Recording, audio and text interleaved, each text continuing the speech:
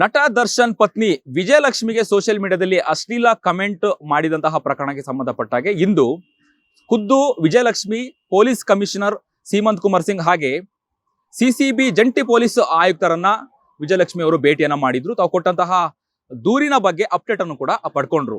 Vijayalakshmi police ಕಮಿಷನರ್ನ ಭೇಟಿ ಮಾಡ್ತಾ ಇದ್ದ ಹಾಗೆ ಮತ್ತೊಂದು ಸುದ್ದಿಗಳು ಅಂದ್ರೆ ಸೋಷಿಯಲ್ ಮೀಡಿಯಾದಲ್ಲಿ ಹರಿದಾಡ್ತಾ ಇರುವಂತದ್ದು. ಈ ಹಿಂದೆ ನಟಿ ರಮ್ಯಾ ದೂರನ್ನ ಕೊಟ್ಟಿದ್ದ ನಂತರದಲ್ಲಿ ಅಂದ್ರೆ ತಕ್ಷಣದಲ್ಲೇ ಪೊಲೀಸರು ಏನು ಅಶ್ಲೀಲ ಕಮೆಂಟ್ ಅನ್ನ ಮಾಡಿದ್ರು. ರಮ್ಯನಿಗೆ ಅವರನ್ನ ಬಂಧಿಸುವಂತಹ ಕೆಲಸವನ್ನ ಮಾಡಿದ್ರು. ಆದ್ರೆ ನಟ ದರ್ಶನ್ ಪತ್ನಿ ವಿಜಯಲಕ್ಷ್ಮಿ ದೂರು ಕೊಟ್ಟರು. ಇಷ್ಟು ದಿನ ಆದ್ರೂ ಕೂಡ ಯಾಕೆ ಬಂಧಿಸಲಿಲ್ಲ? ಒಬ್ಬರಿಗೆ ಒಂದ್ ನ್ಯಾಯ, ಇನ್ನೊಬ್ಬರಿಗೆ ಇನ್ನೊಂದು ನ್ಯಾಯ ಅನ್ನುವಂತಹ ಒಂದಷ್ಟು ಸೋಷಿಯಲ್ ಮೀಡಿಯಾದಲ್ಲಿ ಚರ್ಚೆ ಆಗ್ತಿದೆ.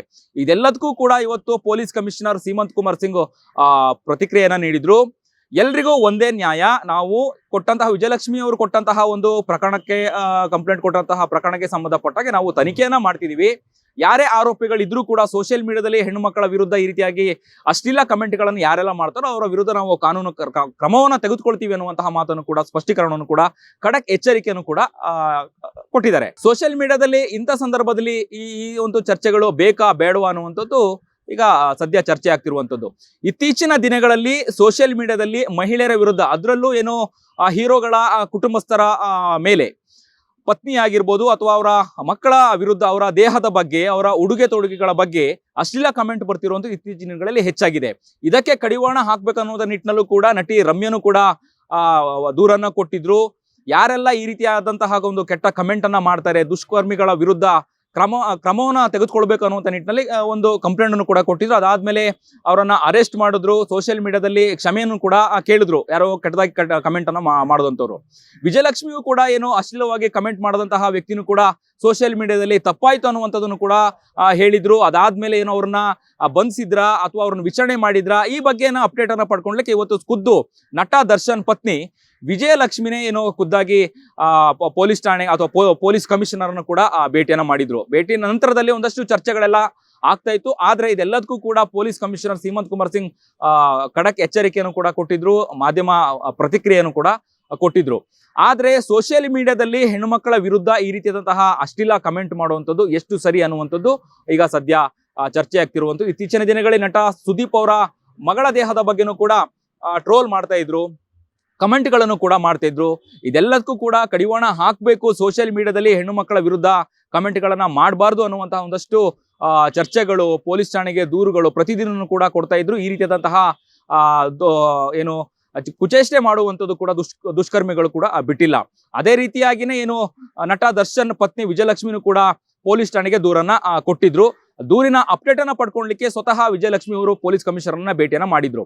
ಆದ್ರೆ ವಿಜಯಲಕ್ಷ್ಮಿಗೆ ಏನು ಕೆಟ್ಟದಾಗಿ ಕಮೆಂಟ್ ಅನ್ನ ಮಾಡಿದ್ರು, ಅಶ್ಲೀಲವಾಗಿ ಕಮೆಂಟ್ ಅನ್ನ ಮಾಡಿದ್ರು, ಅವರನ್ನ ಪೊಲೀಸರು ಬಂಧಿಸ್ತಾರಾ, ಅವರನ್ನ ವಿಚಾರಣೆ ಮಾಡ್ತಾರ ಅನ್ನುವಂಥದ್ದು ಸದ್ಯ ಈಗ ಮುಂದಿರುವಂತಹ ಪ್ರಶ್ನೆ. ಕಾದ್ ನೋಡ್ಬೇಕು ಯಾವ ರೀತಿಯಾದಂತಹ ಒಂದು ತನಿಖೆಯನ್ನ ಮಾಡ್ತಾ ಇದ್ದಾರೆ ಪೊಲೀಸ್ ಅಧಿಕಾರಿಗಳು.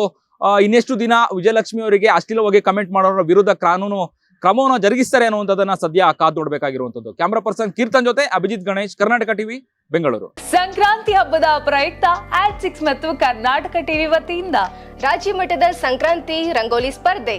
ಕಾರ್ಯಕ್ರಮದ presenting sponsor Saptagiri NPS university. Associate sponsor Genie slim.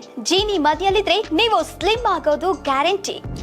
ಕೋ sponsor Nandana palace, legendary Andhra restaurant chain. KMF Nandini, ನಮ್ಮ ನಂದಿನಿ ನಮ್ಮ ಹೆಮ್ಮೆ. KSDL ಮೈಸೂರು ಸ್ಯಾಂಡಲ್ 100% ಶುದ್ಧ ಶ್ರೀಗಂಧದ ಎಣ್ಣೆಯಿಂದ ತಯಾರಿಸಿದ ಏಕೈಕ ಸಾಬೂನು. ಶ್ರೀ ಸಾಯಿ ಗೋಲ್ಡ್ ಪ್ಯಾಲೇಸ್, ನಿಮ್ಮ ವಿಶೇಷ ಸಂದರ್ಭಗಳ ಸಂಗಾತಿ. ರಾಜ್ಯಾದ್ಯಂತ ಬೆಂಗಳೂರು ಸೇರಿ 35 ಕೇಂದ್ರಗಳಲ್ಲಿ ಸಂಕ್ರಾಂತಿ ರಂಗೋಲಿ ಸ್ಪರ್ಧೆ. ರಂಗೋಲಿ ಬಿಡಿ, ಆಕರ್ಷಕ ಬಹುಮಾನ ಗೆಲ್ಲಿ. ಜಿಲ್ಲಾವಾರು ವಿಜೇತರಿಗೆ ಬೆಂಗಳೂರಿನಲ್ಲಿ ಜನವರಿ 18ರಂದು ಗ್ರ್ಯಾಂಡ್ ಫಿನಾಲೆ. ಅರ್ಹತಾ ಸುತ್ತಿನ ಮೊದಲ ಬಹುಮಾನ 5,000 ರೂಪಾಯಿ, ದ್ವಿತೀಯ ಬಹುಮಾನ 3,000 ರೂಪಾಯಿ, ತೃತೀಯ ಬಹುಮಾನ 2,000 ರೂಪಾಯಿ, ಫಿನಾಲೆಯ ಮೊದಲ ಬಹುಮಾನ 30,000 ರೂಪಾಯಿ, ದ್ವಿತೀಯ ಬಹುಮಾನ 20,000 ರೂಪಾಯಿ, ತೃತೀಯ ಬಹುಮಾನ 10,000 ರೂಪಾಯಿ. ಹೆಚ್ಚಿನ ಮಾಹಿತಿಗಾಗಿ ನೋಡ್ತಾ ಇರಿ ಕರ್ನಾಟಕ ಟಿವಿ.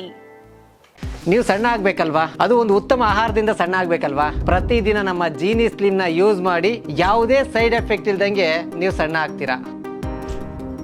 ಯಾರಾಗ್ತಾರೆ ಎಂಎಲ್ಎ ಅಭ್ಯರ್ಥಿ 2028 ಶೀಘ್ರದಲ್ಲೇ. ಪ್ರತಿದಿನ ಒಂದೊಂದು ಕ್ಷೇತ್ರದ ಟಿಕೆಟ್ ಆಕಾಂಕ್ಷಿಗಳ ಸಂಪೂರ್ಣ ಮಾಹಿತಿ ಪೊಲಿಟಿಕಲ್ ಜರ್ನಲಿಸ್ಟ್ KM ಶಿವಕುಮಾರ್ ಅವರಿಂದ. ಕರ್ನಾಟಕದ ನಂಬರ್ 1 ಡಿಜಿಟಲ್ ಮೀಡಿಯಾ ನಿಮ್ಮ ನೆಚ್ಚಿನ ಕರ್ನಾಟಕ ಟಿವಿಯಲ್ಲಿ ಮಾತ್ರ.